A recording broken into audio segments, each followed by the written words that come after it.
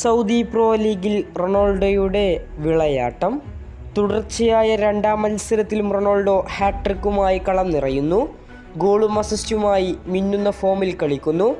ഇന്ന് നടന്ന Saudi pro ലീഗിലെ പോരാട്ടത്തിൽ അബ്ഹയെ എതിരില്ലാത്ത 8 ഗോളുകൾക്കാണ് അൽ നസർ പരാജയപ്പെടുത്തിയത്. മത്സരത്തിൻ്റെ ആദ്യ പകുതിയിൽ തന്നെ റൊണാൾഡോ ഹാട്രിക്കുമായി കളം നിറഞ്ഞു. കഴിഞ്ഞ മത്സരത്തിലും റൊണാൾഡോ ഹാട്രിക്കുമായി നിറഞ്ഞാടിയിരുന്നു. ഇന്ന് പിറന്ന ഹാട്രിക്കിൽ 2 ഫ്രീ കിക്ക് ഗോൾ, 1 മനോഹരമായ ചിപ്പിംഗ് ഗോൾ.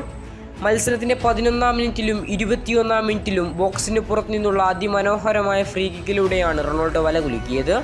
42-ാം മിനിറ്റിൽ മനോഹരമായ ചിപ്പിംഗ് ഗോളിലൂടെ തൻ്റെ ഹാട്രിക് പൂർത്തിയാക്കി.